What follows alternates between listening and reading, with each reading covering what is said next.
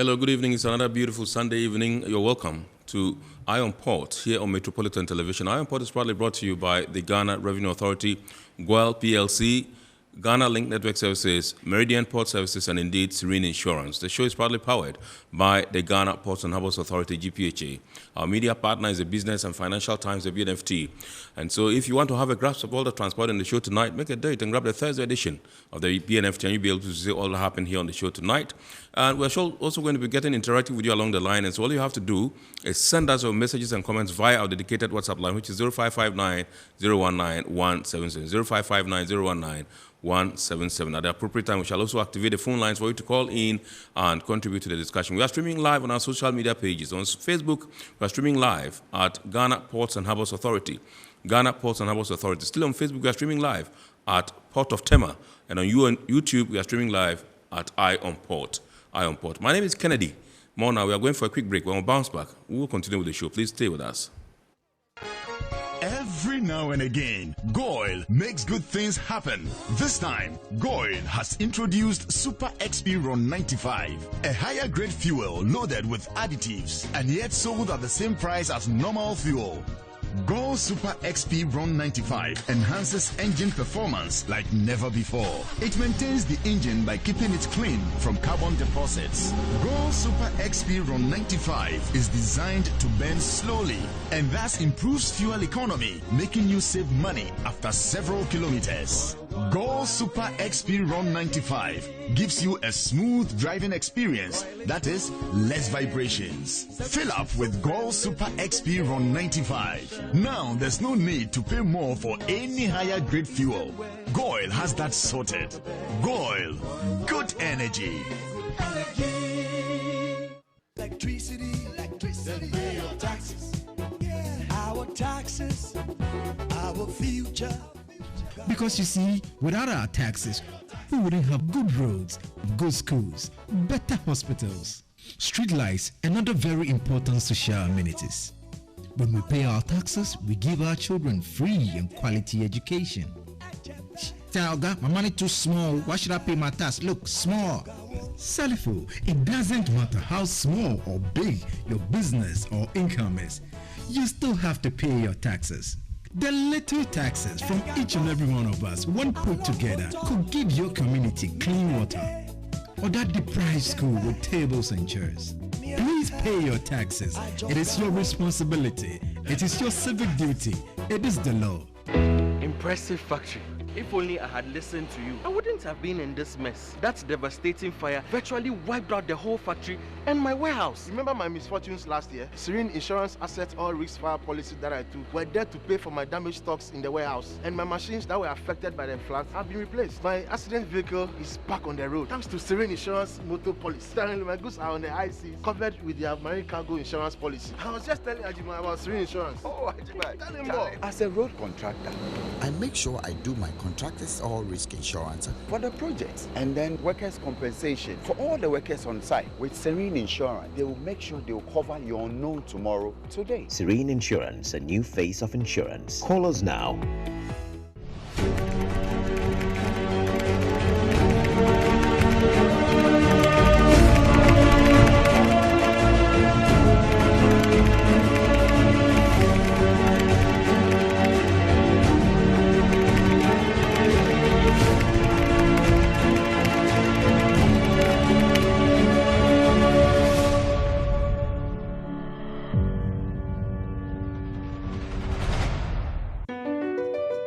MPS Terminal 3 is Africa's new state-of-the-art container terminal at Tema Port. For manufacturers, agro-processors and traders, the new port means business can be done faster.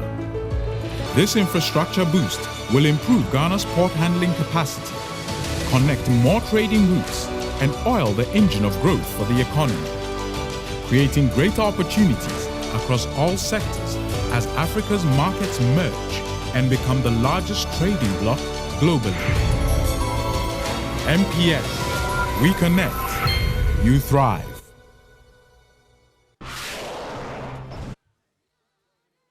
All right, so you're welcome back. It's now time for us to take a look at happenings in the port and shipping industry in the course of the week. And in the course of the week, the Burkina Faso Shippers Council had cause to open its new office in the port of Tema. It opened a very brand new, ultra-modern office complex in the port of Tema. But the fact that U.S. Coast Guard has also visited the port of Tema on ISPS duties. Let's take a look at these stories and more. The headquarters of the Burkina Faso Shippers Council, also known as the CBC in Ghana, has been inaugurated in Tema, which will serve as the administrative center for the council's activities in Ghana. The three-story ultra-modern office complex situated within the Tema Port Enclave is expected to boost trade and transport facilitation related to the transit business between Ghana and Burkina Faso. The commissioning ceremony brought together government officials and shipping sector stakeholders from both countries. Speaking at the ceremony, the Ghana rep for the Burkina Faso Shippers Council, Dennis Bado, thanked all actors responsible for the completion of the project. À vous tous, distingués invités. Indeed, through these achievements, you are giving this beautiful city of Tema a remarkable infrastructural pool and facilitating the transport chain and thus trade between Burkina Faso and the Republic of Ghana. The director of Port Tema, Sandra Opoku, assured that the Ghana Ports and Harbours Authority will continuously enhance all measures that will sustain and prosper the transit trade. We began with the provision of land to the transit representatives to build offices and warehouses to support their administrative and operational activities. In our bid to reduce the cost of doing business in our ports, especially for our transit customers, rebates are granted on cargo volumes and 21 days rent-free for all transit cargoes. We have also automated our ports processes to reduce delays. The board chairman of the Burkina Faso Shippers Council, Al Hassan Seinu, said the construction of the building is part of a vast infrastructural program embarked on by the governing body of the CBC through its strategic development plan of 2014 to 2018. It was in 2011 that the administrative and port authorities of Ghana were pleased to grant Burkina Faso, through the Burkinabe Shippers Council, this space of 3,075 meters squared to build the headquarters of the CBC. Here we are today at the realization of this ambitious project that we have initiated together. Deputy Transport Minister Frederick Obeng Adom called for strengthened collaboration towards the shared objectives of both countries. As we see here, the commissioning of this edifice, it is also to foster and also to encourage the objective as we have with the African Continental Free Trade Area, which seeks to also reduce poverty and share prosperity between member countries. According to the Minister for Transport for Burkina Faso, Roland Somda, the edifice will enhance the Burkina Faso Shippers Council operations and help it deliver on its mandate. De saluer et de féliciter l'ensemble des acteurs to ensure a regular supply of products, goods and various commodities to Burkina Faso in the best conditions of cost, speed and security, to assist the shippers and to protect their interests in the field, to contribute to the competitiveness of the Burkinabe export products on the international market, to undertake all studies and research in the field of transport for the benefit of shippers and the national economy, and finally to ensure the implementation of measures taken by the state to rationalize the transport and logistics chain. Néanmoins, je voudrais traduire ma reconnaissance.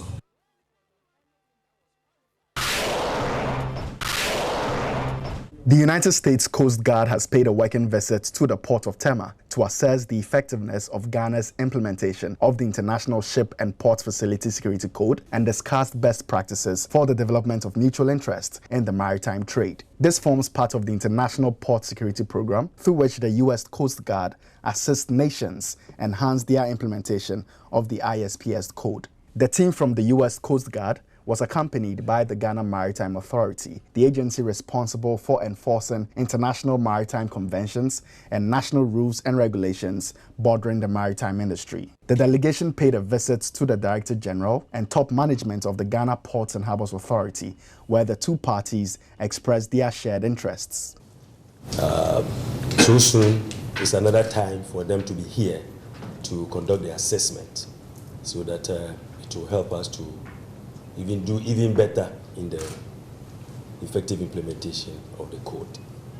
They've been here since Saturday. As you know, they came to the Ghana Maritime Authority head office yesterday and had interaction with my Director General and his technical staff. Today, as the program shows, they are going to be here, and as KETC demands, they will have to call on you first to interact with you before we go to the field. I think as ports, we've taken these reports very seriously, working with the Ghana Maritime Authority. Most of the time after your visits, they send us the feedback and then point out all the areas that needed to be addressed. And we took them quite seriously and also took all necessary measures to address them. Within the operational areas of the Tema port, the team were briefed on the various processes undertaken to enhance security, such as 24-hour CCTV surveillance, cargo inspection and scanning procedures, access control, and coordinated initiatives between GPHA and its allied security agencies. International security specialist with the ISPS program, Dean Horton, shared his impression on security processes at the port of Tema. So we do an assessment, and so we have been here all morning in Tema port, and I've been very impressed. For instance, one of the things I'll take away is the use of body cameras on the security personnel. Frankly, I don't think I've ever seen that before, and so that'll be something that I take away from here and share that with other ports so that maybe they can use that and improve their security.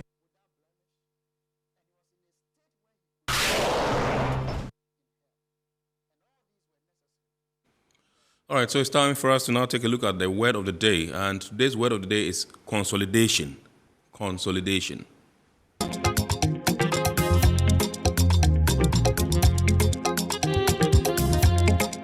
Consolidation is cargo consisting of shipments of two or more shippers or suppliers. Container load shipments may be consolidated for one or more consignees.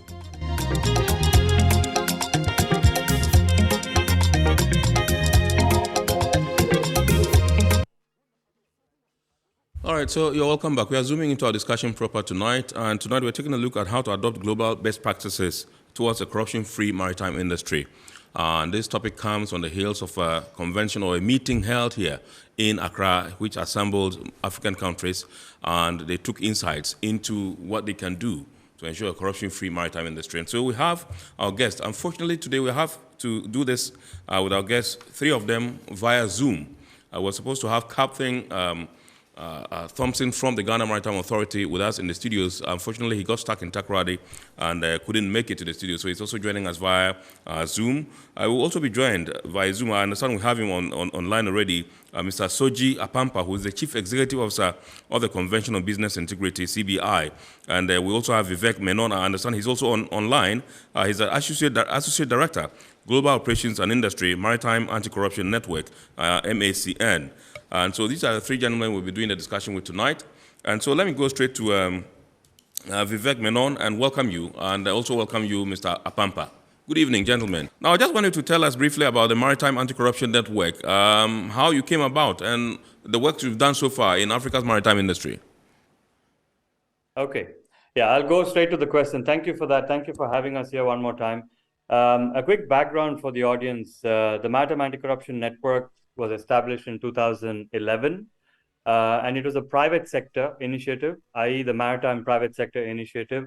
It came about at the time where the UK Bribery Act came into force, and also the FCPA, the US Foreign Corrupt Practices Act, became more stringent. It was also at the time when the shipping industry or the maritime industry had to find ways to put policy or anti-corruption policy more broadly into practice. What it also means, in other words, is that we wanted to highlight the necessity of leadership to give strategic direction, which was missing, which is often missing, to operationalize integrity commitments, or how do you operationalize anti-corruption commitments all the way down to the last end of the value chain in shipping. So this is one of the fundamental reasons why the Maritime Anti-Corruption Network was established. And more importantly, it is important to understand that the real shipping companies, some which are very big and well established, also realize that as an individual company, there are also limitations to succeed. Therefore, the idea, which started in 2011, was to come together as a collective and see how we can push the bar to address various challenges of ethics and integrity risks that are present in the larger maritime value chain. So where we are today, if you see, 2011, we were 8 companies. Today, we have grown to 180 companies, more than that, actually. So we represent 50% of the global tonnage, the cargo carrying capacity of the vessel. And if you look at the container tonnage, we represent close to 75% of the global container carriage capacity. That's a large group of shipping companies. Some of them are vessel owners, vessel operators. We have cargo owners, we have port agents, flag states, P&I club, insurance clubs as well, who are part of the whole value chain in shipping, which represent the network today. The philosophy is on 3 pillars that we work on. One is we try and build capability, or we try and build the capacity of the private sector that is part of the network to address these challenges. The second pillar is to work in collective action with government and local private sector as well. It is very, very important to engage government.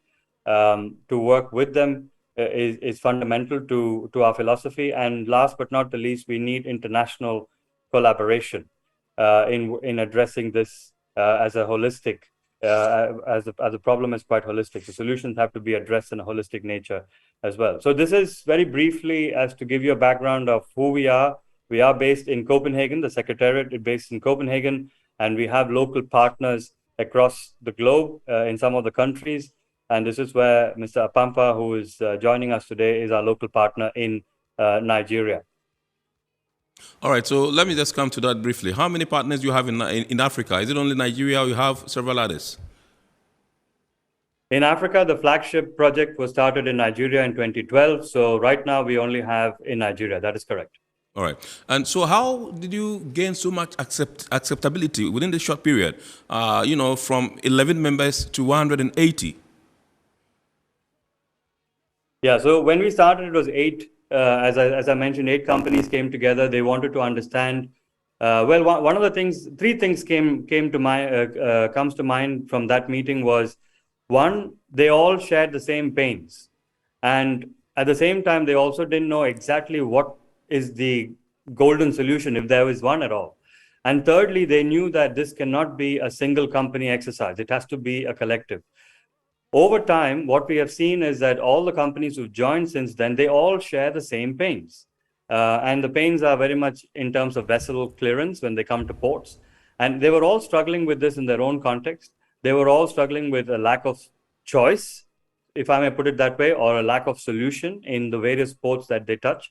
And therefore, it became important for them to accept that they are part of the challenge, but as much as working with government and working with each other could become a potential solution. And that is why I think it was fundamental for companies to join us, to accept that there are certain principles that we need to work with. And that's also why we see a huge growth in the membership over the period of, let's say, 10 to 11 years. So this has been some of the reasons why many members have decided to join the network. And also at the same time, they have been able to use the solution that we've been trying to provide in certain jurisdictions. All right. Before I move to other questions, I just want to find out from you. You made mention of the fact that you have about 50% of global tonnage as far as the shipping industry is concerned, and you also account for 75% as far as container is concerned, container tonnage. Tell us about that. Yes. So the shipping industry, as you know, is very global. 90%, close to 90% of global, the global economy moves through shipping by volume, at least 90%. And if you look at the broader spectrum of shipping, you have different kind of commodities that are being transported. You have the energy division that transports oil and various other types of gases across, and then you have the container industry, which literally everything that you touch, feel, taste is sitting in some form or matter in a container or any other ship. So definitely the commodity trade. and the container trade has flourished over a period of time, as we all know. And at the same time, we see that they touch on very many ports globally. And this is where I think they've all understood that the risks are quite unique when it comes to certain ports and terminals. But at the same time, the commonality of challenges are very much the same. And it all revolves around clearing vessels before they can start operations. And for the general knowledge of the audience, the time spent in port is so critical, and the less time spent in port is so important, because that is where we try and see how much the cost of trade really comes out. Because if a ship is delayed due to some delays in the clearance of the vessel, that has a cost impact for that particular vessel, but also future opportunities. So this is quite common for container vessels, but also it's common for any commodity carriers, whether it's bulk or liquid form. So this is where we have been focusing. The challenges have been in the ports and terminals, and it is quite common for any kind of carriage of goods across the globe. Okay, and I hope that answers your question that you raised. Yes. All right, so that's awesome. I reckon the fact that you've been able to do all these things and you have been able to consolidate these gains within this period between 10 and 11 years. But let me come back and find out from you what the ultimate objectives of MACN are. Well, the vision for MACN is, I would say, I don't know if it's simple, but it is very clear that we would like a maritime industry which is free from corruption, because this is quite, it is still happening across the globe in various levels, because that enables fair trade. And why that is important is fair trade benefits the society at large. With what that means is that everyone who's having access to any form of commodity, it has to benefit them, but also it has to be coming at a fair cost. Now, how we put this vision into practice is we have various ways we do it. One is by raising awareness. We try and implement some common principles that have been adopted, and we have co-developed that across the membership. This is something that the private sector, we strive in getting the private sector to work on these common principles, and we share them as good practices across the industry. We also want to collaborate, as I mentioned earlier, with government, the non-governmental organizations, and very importantly, civil society bodies, in order to identify and mitigate the root causes of these challenges, the corruption risks that we see. That is very, very key to our work. And finally, of course, we want to see how we can create a business environment which is built on integrity or ethics within the maritime community. Because we strongly believe, whether it is maritime or the broader ocean governance or blue economy, the discussion that has been going on for many years now, and especially recently in the conference, the fundamentals is integrity. I think if we can build on the fundamentals of ethics or integrity, I think we will be, we're very confident that we can have the maritime industry or the broader trade industry, which will be free of corruption, or it will be an ethical industry overall. Now, as you go about your duties, across the world, I just want to find out from you, what are some of the common cases of corruption in the industry that you have that has come to our attention? Yeah, that's a very important question. And what we focus on, the Maritime Anti-Corruption Network primarily focuses on is the ports and terminal sector, the interaction between the private sector and public sector. And let me give you an example, and just from a common person's perspective. Whenever we travel, we meet different public officials at different levels. It could be the health official, it could be immigration, customs. So if you come to airport, you clear these public officials, and then you leave the airport. Similarly, for a seaport, it's a similar exercise. When a ship comes to port, it touches on various public officials, port health, immigration, customs, maritime administration, drug and law enforcement. So we have various public administrators coming on board in order to check, which is within their mandate. They need to ensure that the vessel is in compliance to the national regulations and rules, and also international regulations and rules. In that process, when there is a lack of transparency in the standard operating procedures, when there is inconsistency in applying standard operating procedures, if there are ones available and if they are transparent, this is where there is a room for having unethical demands. And what we see today from in many jurisdictions is public officials tend to use that discretionary power that they have in order to get something from the vessel to clear these vessels so that they can start operations. And when those demands are not met, it leads to delays. The clearance is not provided, or clearance is withheld, documents confiscated from the vessel in the context of that their vessel has not complied with the rules. So there seems to be a lack of clarity. As I mentioned, there is lack of transparency in some jurisdictions as well in what should be expected. And therefore, we see the risks are primarily due to delays, but in many cases also we have seen there are risks in terms of being harassed to some extent. Also, in some cases, they have been threatened. So there are various types of consequences that that ships face when this lack of transparency is being put into practice.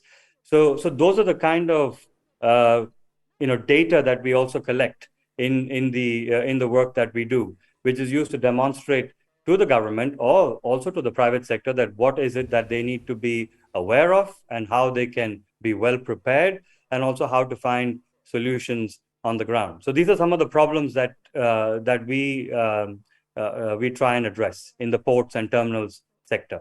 Right. Thank you very much. Vivek, please hold on. Don't leave us. We're going to be with you throughout this show, so you're still on. Let me go and see if I can speak to Mr. Pampa. If you're on the line, Mr. Pampa, good evening. Good evening. Thank you very much indeed. Now we're glad we have you loud and clear. Kindly tell us briefly about the Convention on Business Integrity. We just heard from, Vivek, who says you are the local partner in Nigeria. Tell us about your activities. Basically, the Convention on Business Integrity was set up in 1997 to see if we couldn't get a society in which people, especially business people, will prefer integrity over corruption. Because we believe many business people in our climes see corruption as an instrument, not as a moral issue, because many people understand good and bad, right and wrong, but they feel constrained, compelled, if you like, sometimes to do the wrong thing because they feel they cannot survive.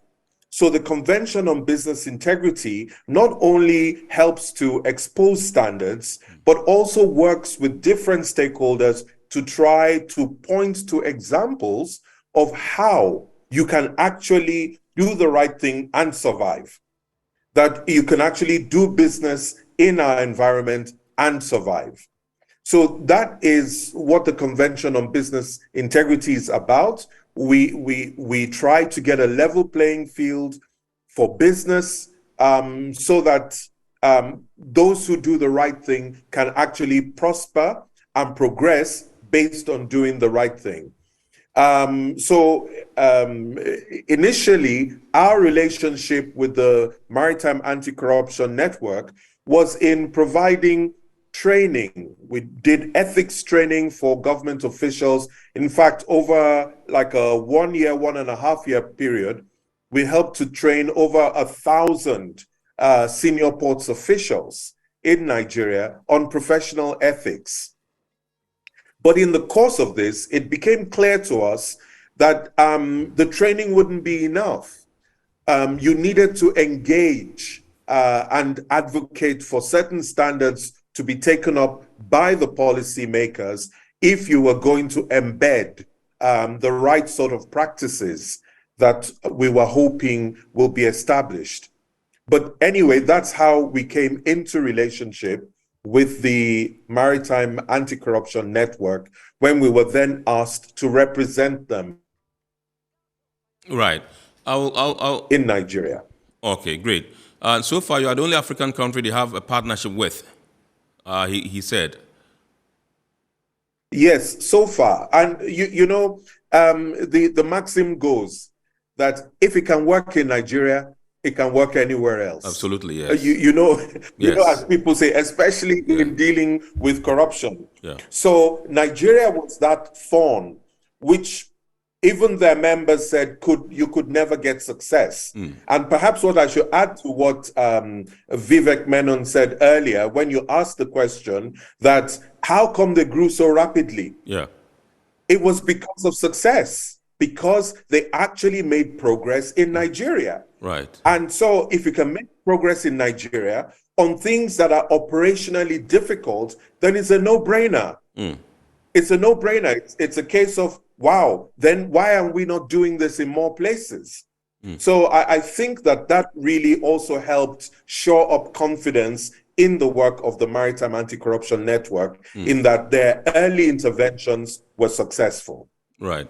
Hold on, I'll come to you again, Mr. Soji Apampa. But let me find out if Captain Thompson is on the line. Good evening, Captain, if you are there. Hi, Kennedy. Oh, absolutely, Live great. and kicking. Good to have you, Captain. Good evening. Good evening, Kennedy. Good evening to Soji. Good evening to Vivek. Great. Good evening. Yes, so I'll go straight away with my question and find out from you what the view of the Ghana Maritime Authority is when it comes to the state of ocean governance in our country and the blue economy as well. Thank you.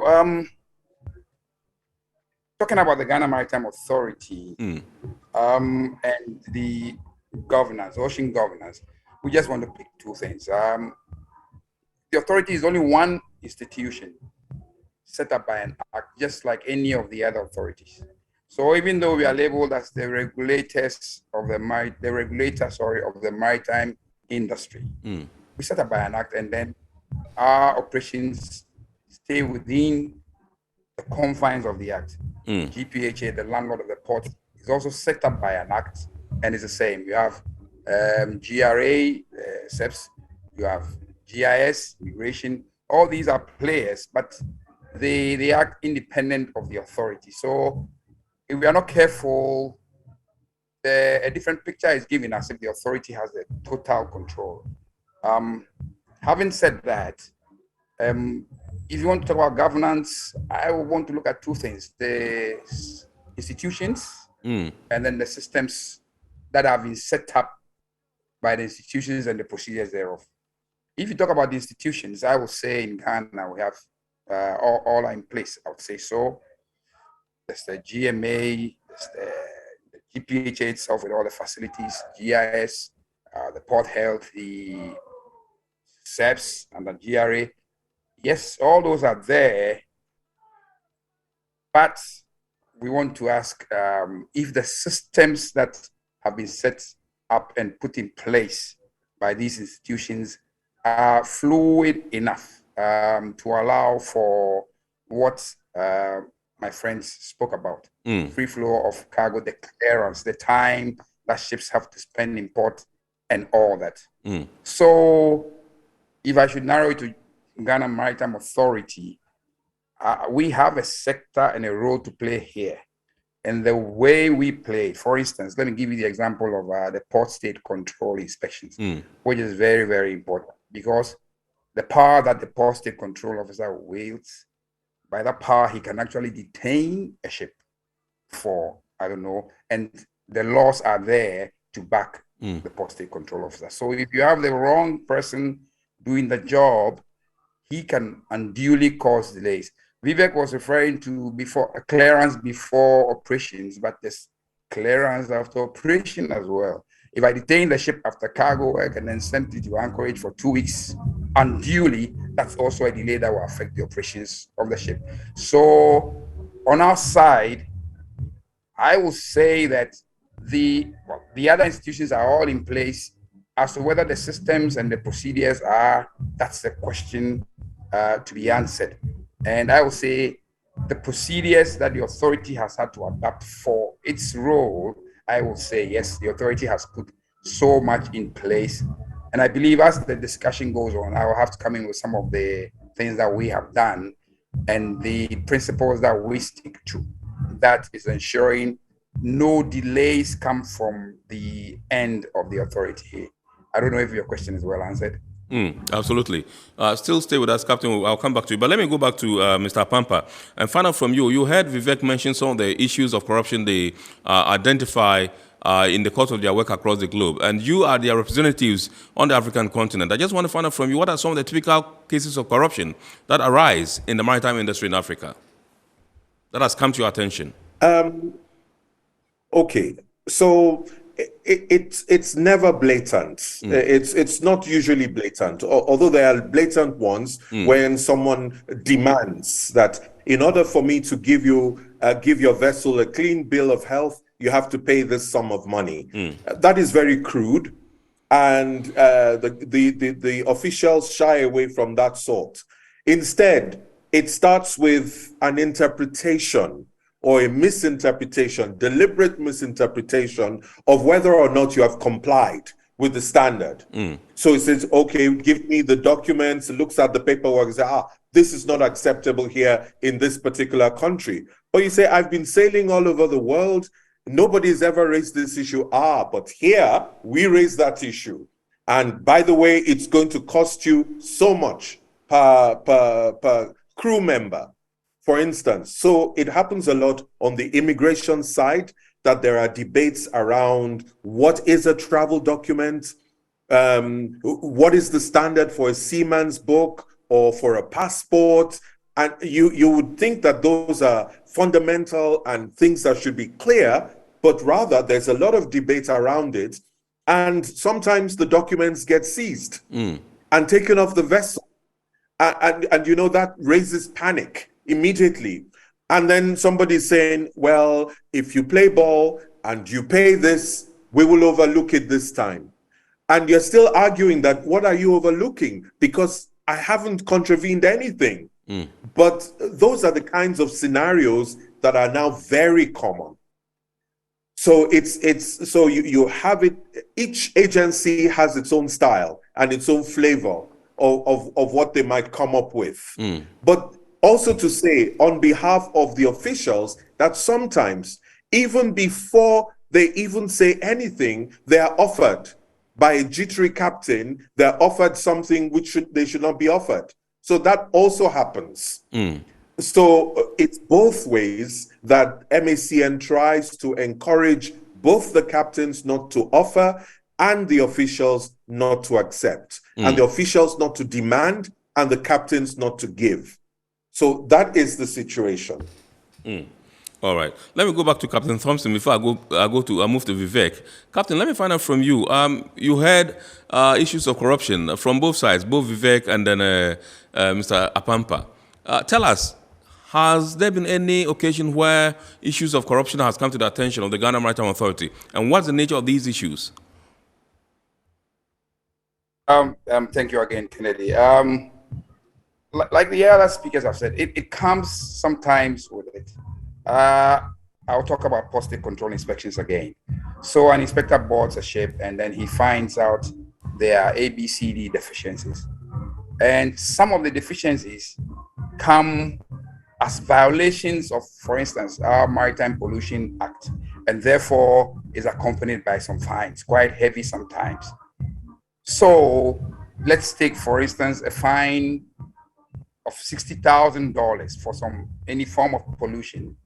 And hello, Captain, are you there? Hello, Captain. All right, I think we've lost Captain. We'll try and make contact with him once again. But let me go to Vivek Menon and find out from Vivek, if you kindly tell us about your collective action work. Yes, Vivek, if you can tell us about your collective action work and public sector accountability framework in Nigeria, and how do you intend to use this model, in other African countries? I hope you can hear me because I just lost the connection for a second. Absolutely, I can hear you. I can hear you very well, Vivek. I can hear you. Okay, thank you. Yeah, and I got your question as well. Thank you for that question. So just to give you an understanding of what we did in Nigeria, and I would like to explain it in maybe 5 parts very quickly. Yes. So first of all, we tried to define what the challenge was and some of the points that Mr. Soji also mentioned earlier during his presentation was also that we tried to do. We try to define the issue and then find a way to prevent it, detect more concretely what the problems are basis that, and then find a response mechanism, and then see how we can evaluate it. So it is a full cycle of understanding how we can find some concrete solutions. And the definition of the problem came around in conducting what we call a corruption risk assessment. It is a very sector-specific assessment that was done. As I mentioned, it is the ports and terminals that we are focusing on. That is the expertise that we bring. So together with the Nigerian government, and also at that time, the tone from the top, from the leadership, this is the presidency's office, was very clear that we need to identify the risks and find solutions that will work in this particular important sector, because especially for Nigeria, the ports and terminals are one of the most important service delivery sectors. So therefore, the corruption risk assessment, CRA for short, was carried out, which basically laid down some integrity plans or integrity commitments that the government had to follow up. One of them was to standardize the operating procedures in the ports and terminals.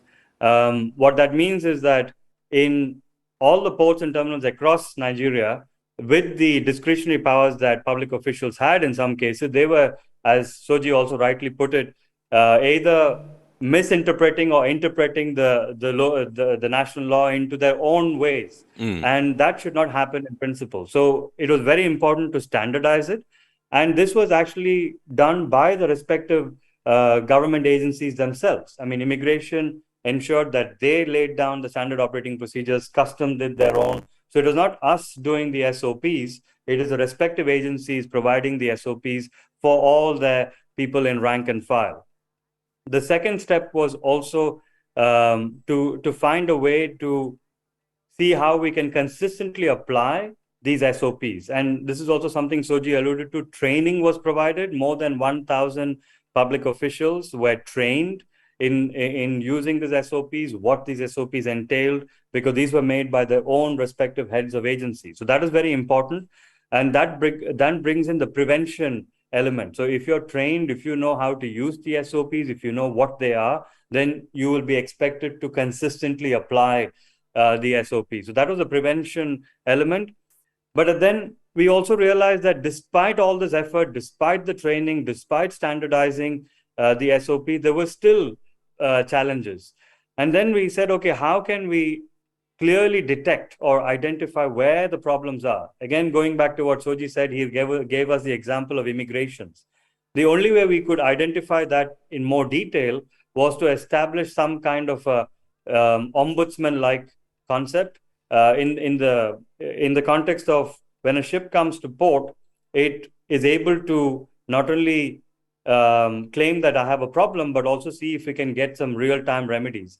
In that process, we were able to get two things. One is to provide a remedy for the vessel that is struggling with a case, but also we were able to get data in terms of where the challenges are the most.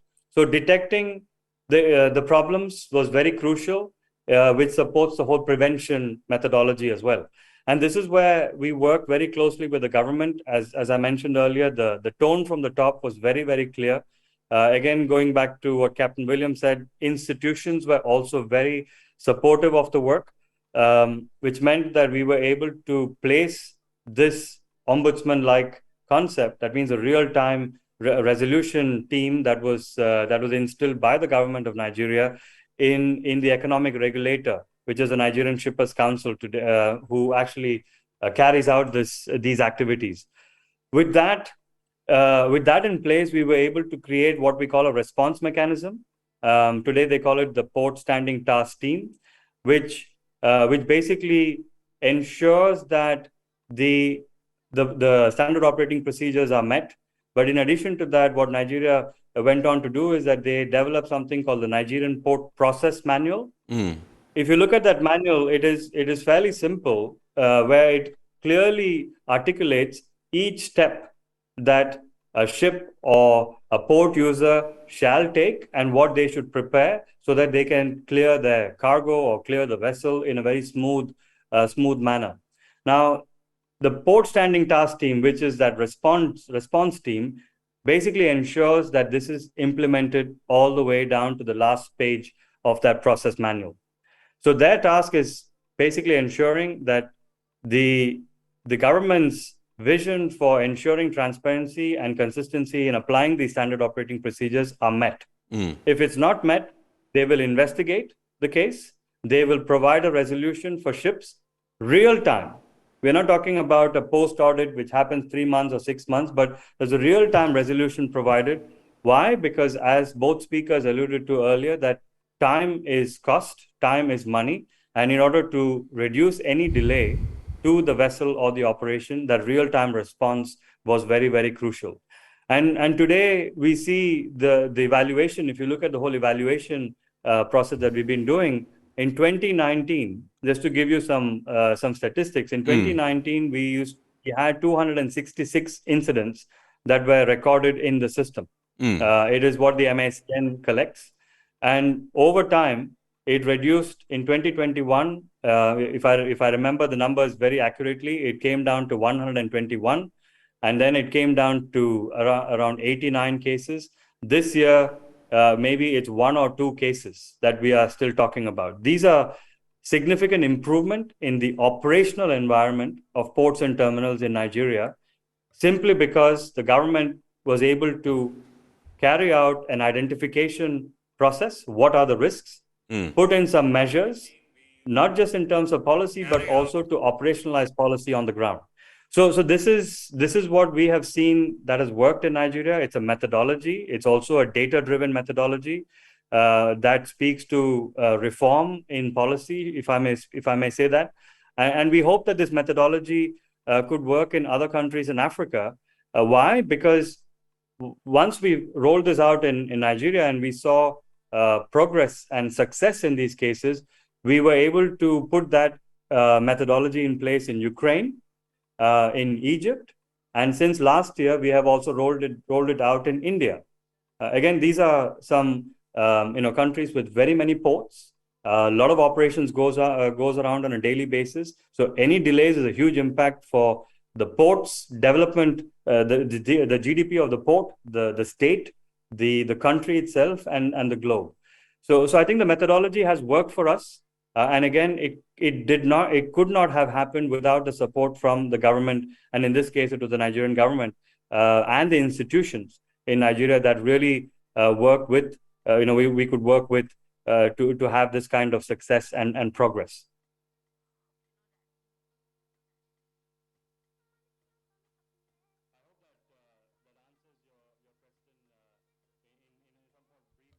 Thank you very much, Vivek. I'll come back to you, but let me go to Captain and find out whether he's back on the line. Good evening, Captain, once again. Yes, sir, Kennedy, I'm back. Oh, great. So you were making your submission when we lost you. Can you continue from where you left off? Yes. Yeah, I was saying that, for instance, if there's a fine of about $60,000 on the vessel, and in addition to that, the deficiencies was going to go into the database. That probably was going to go a long way to label the ship as, for instance, a high-risk ship. Right. And the master would have a lot of questions to answer to the company. He would be prepared to give, for instance, an official about $10,000 so that he forgets about the $60,000 and then forgoes the inclusion of the deficiencies in the database, for instance. And this happens a lot. The way out for us was for the authority to sit, and then we realized that if you had old master mariners, old chief engineers who were self-made and just were so tired of sailing and wanted to come home, if you employed such people of such caliber, the probability that they will fall for these things was very little, and that's what we did. So presently the authority has a lot of such old seafarers, and then we have young ones that are being trained. And I can tell you, when the port state control officer picks his bag and he's going on board, he has water, he has everything. So we have been accused by some of the shipping agents that we don't even want to take water on board the ship. Well, the idea is not to take anything at all, because you take one small thing and then it becomes something else. The line is so thin We don't want to even look at the lines. So that's what happens with us. And that's how come we are conquering this thing about the bribe and that kind of thing. It is really both ways. For us, the other side where the officer will ask is completely out. That one is out completely. The problem is when you are approached by the ship officer, and it happens very often. So long as you have deficiencies that will go on record, that will be a taint on the ship's name, and company will come troubling you. That has not stopped. It's still ongoing. Thank you. All right. Thank you very much, Captain. Don't leave us yet. We'll be with you until the end of the show. I'm going to Mr. Pampa now and to find out from you why you think it's important to have standardized operating procedures from all actors across the industry in Africa. Well, the first thing is that you cannot establish an infraction if there's no standard. So that's the first thing. All sides need to agree. Right. What is the standard for me to meet? What is the evidence that is required for me to show you I have met it?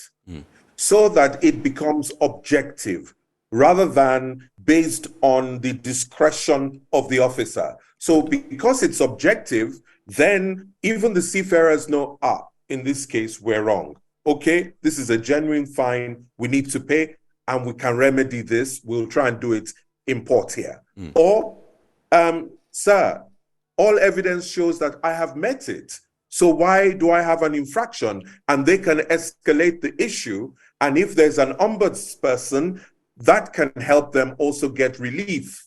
So that there's an independent party that looks at the standard of evidence and then upholds it and says, no, in this case, the vessel is correct. They have met the standard. Sorry, please, you cannot give a fine for that. So that is why you need it. Otherwise, you can't have a level playing field and you don't have any way of arbitrating very quickly between the vessels and their agents and the public official on the other side. Right. Thank you very much.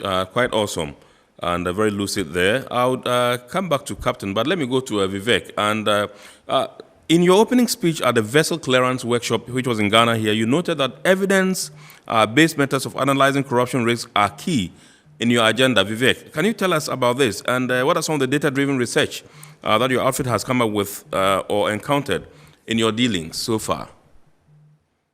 Yeah, thank you for that question, and it's an important one.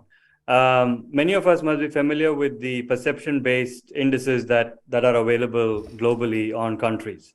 When MACN started its work, it was very, very important to understand how we are going to measure, one, what is the problem, what is the quantum of the problem, and very importantly, how are we going to measure progress, if there is any progress, because shipping for many, many years have been struggling with this challenge. It is not a new challenge. So in order to address that, at the very beginning, when MACN was established, it started off with what we call an anonymous incident data reporting system. It is still there. 10 years on, I must say, or 10, 11 years on, I must say, we have been collecting this type of incident data, which is not a perception of what happened in the port. Or what I mean by that is, when I came to a port, it is not me telling you how I felt, how the public official behaved in front of me. It is what happened, what transpired, and that is something that I can share with MACN. So it is a simple form that anyone can report, and it is on our website. And today, over the last 10 to 11 years, we've been collecting data, and we have more than 53,000 incidents reported all across the globe. It covers, if I'm correct, almost 150 countries, close to 1,200 ports. So we have data from all over the world where it shows that no country is immune to this challenge. No port is immune to this challenge. And there is a slide that we normally share. You can actually see the dots all across the globe where these problems are reported. And it looks like a pandemic that never went away, with no vaccination shot, unfortunately. So this is something that we were very, very clear that it has to be factual, It cannot be a perception. Why? Because when we go to governments, and as I mentioned in the opening presentation, that the philosophy of MACN is very clear, and it is to work with governments, with civil society, and the local private sector, which means that we need to demonstrate factually as much as possible that what is the problem in their respective ports and terminals. And that was very instrumental for us to work in Nigeria, as I mentioned, the flagship project that we started with the government in Nigeria. It has also been instrumental in other countries like Argentina, Ukraine, India, and so on. So a data-driven, a more factual data-driven, not a perception-based data-driven approach is very, very instrumental for our work. Otherwise, it becomes a discussion of, well, it is very subjective. It is what you felt versus someone else felt. But this is going down to the nuts and bolts, as we say in the shipping terminology, of what the problem is. And that is what we've been trying to demonstrate. That is one part of it. The work we've been doing in Nigeria and a few other countries also demonstrates in not just anonymous data, it goes down to much more detailed information. And again, going back to what Soji said, we were able to clearly demonstrate that immigration is one of the challenges in Nigeria, simply because companies, that is private sector, were willing to share detailed information on what happened on board, who were the actors, what really transpired in actual statement of facts. Now, that was a supplement to the anonymous data, because that was able to shed light more into what are the details of the problems that we're talking about. Again, Captain Williams talked about the port state control related challenges. Today, we have sufficient data that goes beyond the anonymity part and goes into showcasing or shedding light into where that requires regulatory reform, or where there is too much of regulation. Because too much of regulation can also be a place where some of these challenges are being faced by the shipping industry. So data, or more factual data-driven approach, we strongly believe is very, very important for both the public sector and the private sector to come together in finding some partnership and finding mutual solutions. Right.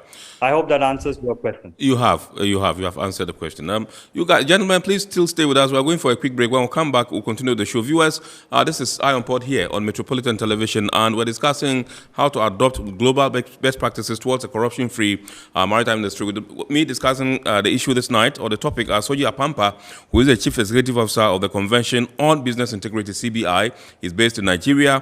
We also have Captain William Esson Thompson, who is Deputy Director, Surveys and Inspections at the Ghana Maritime Authority. And you also just heard Vivek Menon, who is an Associate Director, Global Operations and Industry, Maritime Anti-Corruption Network. They are based in Copenhagen. We're going for a quick break. When we bounce back, we'll continue the show. Please do stay with us. Every now and again, Goil makes good things happen. This time, Goil has introduced Super XP Ron 95, a higher grade fuel loaded with additives and yet sold at the same price as normal fuel. Goil Super XP Ron 95 enhances engine performance like never before. It maintains the engine by keeping it clean from carbon deposits. Goil Super XP Ron 95 is designed to burn slowly and thus improves fuel economy, making you save money after several kilometers. Goil Super XP Ron 95 gives you a smooth driving experience, that is, less vibrations. Fill up with Goil Super XP Ron 95. Now there's no need to pay more for any higher grade fuel. Goil has that sorted. Goil, good energy. Electricity, then pay your taxes. Our taxes, our future. Because you see, without our taxes, we wouldn't have good roads, good schools, better hospitals, street lights, and other very important social amenities. When we pay our taxes, we give our children free and quality education. Talga, my money too small. Why should I pay my tax? Look, small. Salifo, it doesn't matter how small or big your business or income is. You still have to pay your taxes. The little taxes from each and every one of us, when put together, could give your community clean water, or that deprived school with tables and chairs. Please pay your taxes. It is your responsibility. It is your civic duty. It is the law. Impressive factory.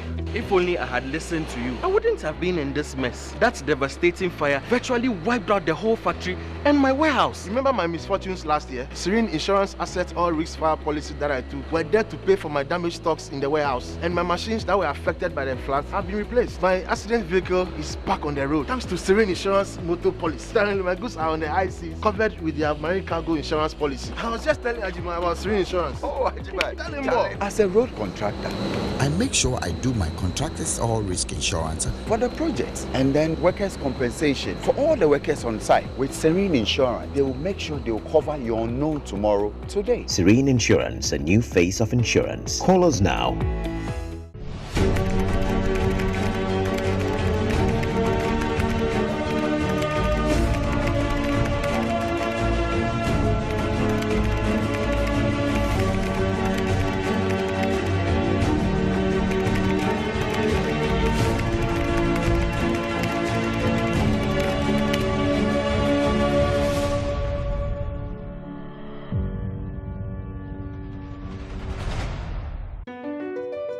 MPS Terminal 3 is Africa's new state-of-the-art container terminal at Tema Port. For manufacturers, agro-processors and traders, the new port means business can be done faster. This infrastructure boost will improve Ghana's port handling capacity, connect more trading routes, and oil the engine of growth for the economy, creating greater opportunities across all sectors as Africa's markets merge and become the largest trading bloc globally.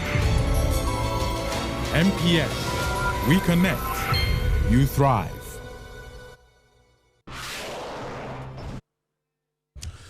All right, you're welcome back. If you're just joining us, this is Ion Pod here on Metropolitan Television, and tonight we are discussing how to adopt global best practices to ensure a corruption-free maritime industry. We have three guests who have all joined us via Zoom. We have Captain William Eswan Thompson, Deputy Director, Service and Inspection at the Ghana Maritime Authority.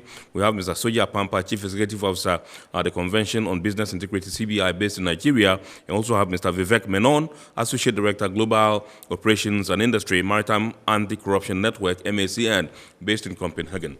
These are the three gentlemen we're doing the discussion with. I've been told by the production team that we can activate the phone lines. And so the number to dial is 020-552-8353, 020-552-8353. You can call in and contribute to the discussion. We have some messages here. We'll be going for them pretty shortly. But let me come to Mr. Apampa and find out from you why your outfit views public-private partnership as the way forward for to get the desirable solutions that we require as far as the issue of corruption is concerned in Africa. Yeah, thank you. That is key, actually, because government, with the best will in the world, government will not have all the resources that are required to monitor what everyone is doing. And if you cannot monitor what everyone is doing, then your ability to regulate what they're doing is compromised somewhat. So no government has the resources to be everywhere at all times. We also need for the private sector, therefore, to be self-regulating up to a point. But if you're in an environment that is already corrupt, self-regulation can only go so far.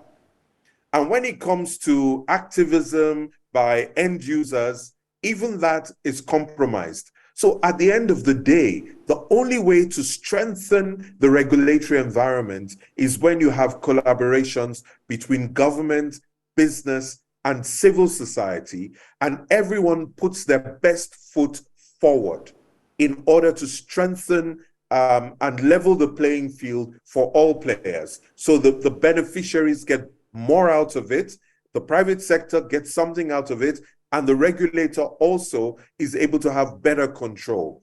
So that is the reason why this public-private approaches are much better than leaving it just to the public. Right. Thank you very much indeed. Let me come to Vivek, and then we'll come to some messages that we have here. Vivek, I just want to find out from you what your sense of, appreciation is in terms of political commitment from governments in your quest to ensure that you have a corruption-free maritime industry. Thank you for that question, and also another important one. Our sense over the last years working in different jurisdictions, I must say that there is a varied sense of political commitment observed, and also I'm speaking from the African context as well, across the sub-region. Some leaders have shown great and strong political commitment towards advocating on some issues like human rights, good governance, economic development, anti-corruption, or ethical behavior. But at the same time, we also see some are being criticized for lack of commitment of such. But if I may be more specific, again, the work going back to the work in Nigeria, the tone from the top was very clear. And that is what we were able to also harness. And I think what that also means is that the drive for ease of doing business and how do you ensure that especially on the sector-specific area, which is the ports and terminals today anywhere in the world, is a service delivery sector. And if you don't perform, that means the businesses will look for other places to conduct business. So it is very, very important that we get the tone from the top. And in this particular case, it was very clear that we need to find solutions together with the private sector that works. Therefore, we make our ports and terminals very, very efficient. That also means that the institutions, that the leadership from the institutions, and giving you examples from Nigeria, it has been the likes of ICPC, the Anti-Corruption Commission, also various other institutions that support them, the Nigerian Shippers Council that works very closely with them, the Department of State Security Services, and also the Nigerian Ports Authority, which all form this port standing task team that I mentioned earlier. They were also very instrumental in working together in finding this common solution that works for all. Now, similarly, we have been working with other governments in different jurisdictions. So the tone from the top has to be clear. They also have to walk the talk. That is also what we have seen from institutions and from the various governments that we work with. It is work in progress, I must say. Therefore, I think institutionalizing the work that we do is something we constantly seek out from a long-term sustainability perspective. So this is our vision as well going forward. How do we work in different jurisdictions? How do we work with institutions? How do we create that accountability framework which will sustain, irrespective of how long I or anyone else remain in this maritime industry. So that has been our experience, and we continue to seek broader experiences from various jurisdictions that we will work in the future. All right, I'll be coming back to you. And when I come to you, I would like to find out from you how your collaboration with the IMO has been over the years since the inception of MACN. Okay, I understand we have somebody on the line. Good evening. Okay, all right, I understand we've lost the person, but let me find out whether Captain is still on the line. Hello, good evening, Captain, once again. Hello, Kennedy, I'm here. Yes, Captain. Okay, I just want to find out from you what some of the steps are that the Ghana Maritime Authority is undertaking to ensure that we have best practices and that in terms of vessel clearance and other activities in the maritime industry. It comes back to what I said, but before I go to that, let me quickly bring in this one. When I was talking about the fines and other things, it's important to emphasize the processes we have put in place in order not to unduly delay ships. For instance, if a ship is fined, we have a form of undertaking that once you agree to the guilt, the agent, local agents for the owners would only have to sign that, and then the ship is free to go, so that we don't delay the ships. And whilst the ship is gone, you still have the chance to come and protest to the authority if you felt you were wrongly fined or something like that. So I just wanted to touch on that one in addition to what I said earlier. Now you are asking about the steps that the authority has put in place. Yes. For clearance of vessels. Yeah, to ensure best practices in the clearance of vessels, and that things are done with. That's what I was saying, Kennedy. Take for instance, GPHA is the landlord of the port. Yes. GPHA has its processes, so we will have to tie it into the discussion that VVEC And so you have earlier on been saying harmonizing the processes, right, so that the various institutions can come together and understand each other. Because the authority cannot, for instance, cross the line into GRA's jurisdiction and start making rules for GRA simply because the authority thinks that we have to clear vessels quickly. Same way, authority, GPHA has its rules and SOPs. The authority cannot cross those lines. So it is a very difficult question to answer for all the other institutions. It can only be answered for the authority and what we do. And I'm saying that for ships, I mean, what we do is to inspect ships to make sure they are safe and there are processes. And we being part of the Abuja MOU, the guidelines are very clear as to what to do, what not to do, and how to do it. So with regards to clearance of vessels, that is where it stops for the authority. So probably Vivek will have to come in-house and start introducing the harmonized system. That would be very, very important. And then he talked about the port manual. That makes it easy. Everybody has to look at it, and then we know what processes we have to follow. For now, unfortunately, we don't have that exactly. And I think that's what we should be looking at. Sorry, but the authority does not have that full mandate over all the processes of clearance. I hope you haven't gotten me wrong there.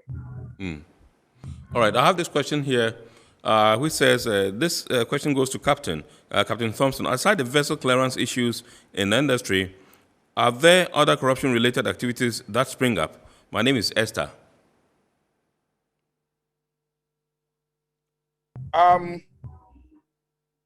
Definitely, there will be other corruption-related activities. I'll give you a very interesting example.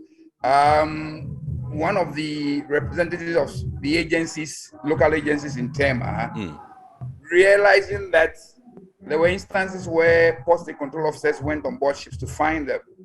What he did was he goes ahead to the ship. Of course, he's the agent, so he's part of the clearing party. He goes ahead to the ships and tells the captain, please, if you don't want trouble from these port state control officers, you give me $2,000 and I'll go to them and then settle them before they come on board the ship, and then you don't have trouble. Otherwise, when they come on board your ship, they will find trouble, and then the deficiencies will go against you, and then they'll find you more than that anyway. Right. This is something, this didn't happen. And that's outright corruption, yeah.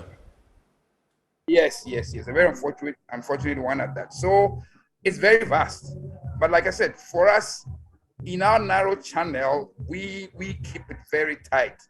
Apart from the fact that I told you we have employed, capable people, self-made people, we have systems, weekly reports that we have to look through. And if any of the parameters fall out a little, that means that it calls for an investigation to find out what exactly is going on. Is it that somebody is not doing something? Is it that somebody is going wayward? So for the authority, I would say presently we don't have much problem there. But then it's not only the authority, it is all the other institutions. So I really would welcome a similar system that MACN has introduced in Nigeria, and it will make it easy for all of us. Thank you. Right. Thank you very much, Captain. Please don't go yet. We are likely to have more questions for you. This one goes to Vivek. It says, my name is Brian in Tema. When will MACN implement this strategy in Ghana? Vivek. Yes, thank you for that very good question. And I wish I could say yesterday.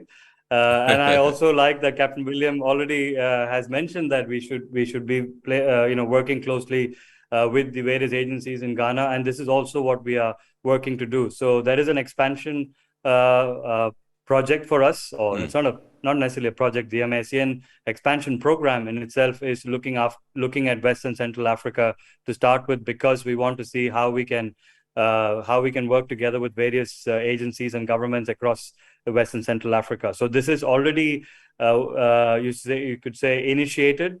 The conference that we hosted, where Ghana helped us host the whole conference, Ghana Maritime Authority was also instrumental in supporting us host the conference on the 19th and 20th of January this year, also showcases our next steps. We want to take that further. In the coming months, coming years, we will see a lot more work being done in Ghana and also in the neighboring countries. So that will be my answer to the question.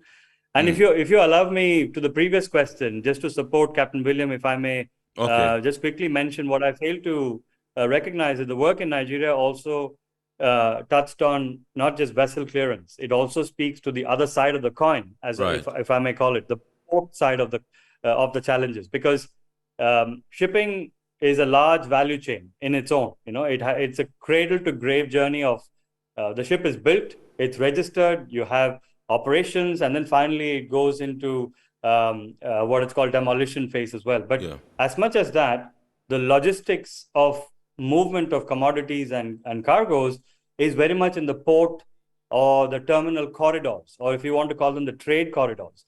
And the question was very specific, are there more risks or corruption risks? And the answer is yes. All across this value chain in shipping, there is risks, there is corruption risks in various legs of these value chain. And in Nigeria, what we have now identified is let's clear the vessel, which is all fine potentially now. But once the cargo is landed on the port, until it reaches the warehouse or until it reaches the end consumer, there is also risks in that value chain. And that is also something that the government of Nigeria is working very hard to see how we can map that very categorically and then find solutions to fix those problems. So again, this is something we see in other countries and other jurisdictions as well. So it is not just alone to the vessel clearance part, but it is a whole value chain that needs to rethink its work streams. It needs to look at where are the integrity risks and how we can find solutions to that. I just wanted to support what Captain William mentioned there, that there are various other risks that we are also seeing. We know of these, and we want to see how we can work more broadly on these topics. All right, another viewer sent in this one, and I think it's still for you, Vivek. It says, why is Africa being targeted? Is it that corruption in the industry is only present here? This one is from Cindy. Yeah, thank you for that question, Cindy. And I must be very clear that we are not targeting any continent, any country here. I mentioned in the data question that you raised with me, the problem is global. The way I see it, it's a pandemic that's been sitting for many, many years with, unfortunately, there is no vaccination for it.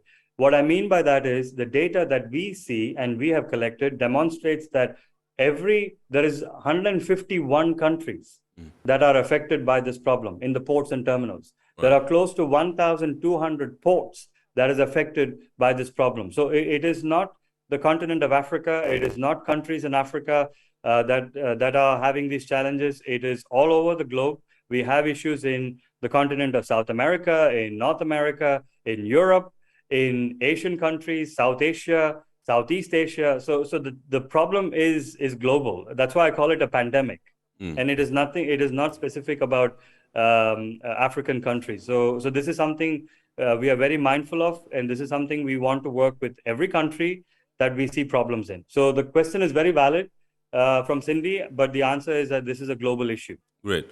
Thank you very much indeed. This one goes to, it says, my name is Abu. Can Mr. Pampa speak to the obstacles they have faced in their quest to inspire a corruption-free industry in Nigeria? Mr. Pampa. Yes, what is the question, please? The question says, I didn't hear you very much. Can Mr. Pampa speak to the obstacles they have faced in their quest to inspire a corruption-free industry in Nigeria? Yeah, biggest obstacle is professionals saying, how do you want us to survive? If we deal with corruption, how do you want us to survive?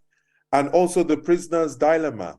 If I stop doing what is corrupt and the other person doesn't stop, well, they have some kind of competitive advantage over me. You know, which is why collective action actually makes sense. If everybody believes that this is not right, then coming together to find a common solution makes sense, makes more sense than asking one party to do so, because that one party will have to bear the brunt of any negative fallout on their own, right? Which doesn't make sense. Yes. All right. So briefly, just in 30 seconds, tell us what Africans can do to harness the full potential of the blue economy. Just in 30 seconds. We have barely a minute to go. Who to start? Anyone? Oh. Yes, Mr. Pampa. Yes. Final comments in 30 seconds. Yes. Very quickly. Ghana is already very well positioned in West Africa on the AfTA.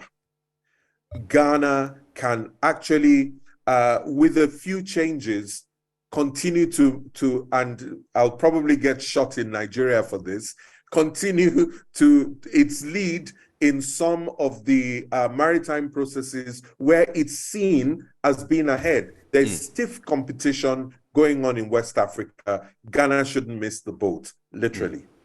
Thank you very much indeed. And the final word goes to Mr. Menon. The same question. What can we do to harness the full potential of the blue economy? Vivek. Thank you. I would say primarily three things. One, we need to develop and enforce maritime laws or shipping laws and policies to promote sustainable practices. It has to be sustainable. Long-term visions have to be met. Two, we need to invest and improve infrastructure. What I mean by that is not just physical infrastructure, but also human capital and the drive for ensuring that we have a more sustainable ports and terminals globally. And that also means in African countries as well. Last but not the least, and very important one, we need to foster partnership and collaboration between government, private sector, international organizations, and very importantly, civil society, because that is the only way we can drive investment and innovation in the whole blue economy discussion that everyone is going after.